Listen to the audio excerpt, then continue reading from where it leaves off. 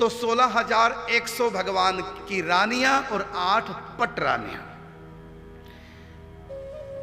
तो पट रानी का अर्थ क्या होता है? पट का अर्थ होता है पट्टाभिषेक। जो रानियां बनती हैं, 16,100 रानियां नहीं थी, दरअसल वो पत्नियां थी। 16,100 पत्नियां और 8 भगवान की रानियां। रानियां बोलते हैं उनको जो राजपीठ पर आसीन होती हैं, वो रानियां। और उनकी संतान, कोई सेनापति बनेगी, कोई किसी मंत्री के पद पर, कोई किसी मंत्री के पद पर, क्योंकि वो पट रानियां हैं। तो जो राजा के बगल में बैठे सिंहासन पर, उसको रानी कहते हैं। और जो केवल महलों में श्री कृष्ण की सेवा करती हैं, उनको पत्नियां कहते हैं। तो 16,100 भगवान की पत्नियां हैं और 8 भगवान की रानियां हैं।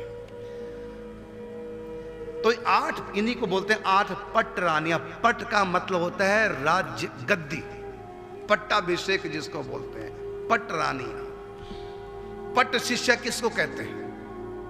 पट शिष्य का मतलब होता है कि गुरु के बाद गद्दी पर यही बैठेंगे, इन्हीं का पट्टाभिषेक होगा। पट का मतलब होता है राज तख्त, उसको पट बोलते हैं। तो ये पट रानी है 16,001। तो उनमें मुख्य होती है जो राज तिलक के समय बैठती है, वो होती है पट महारानी। तो भगवान की 16,100 पत्नियां, 7 पट रानियां और 1 महारानी। तो महारानी कौन? बोलो, है?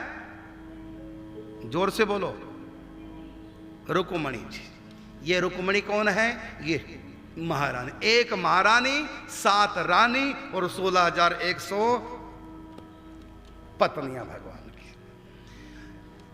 तो सबसे पहले जो होती है वो महारानी ही होती है, बाकी सब रानियां।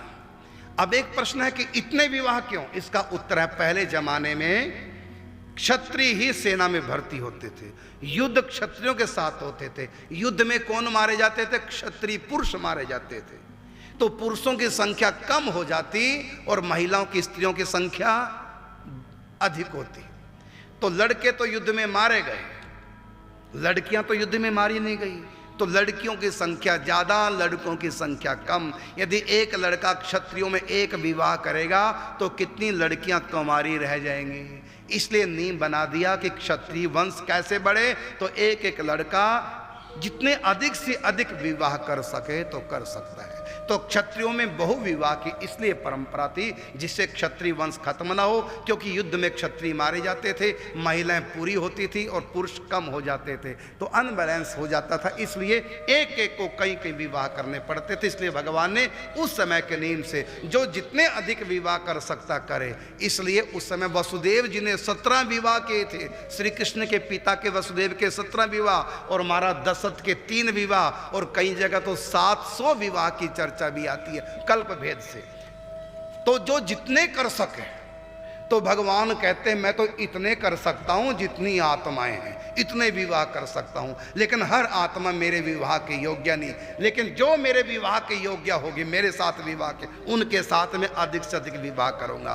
तो अधिक से अधिक कितने हो गए? 16,108 भगवान की पत्नियां, धर्म पत्नियां, रानियां, महारानियां।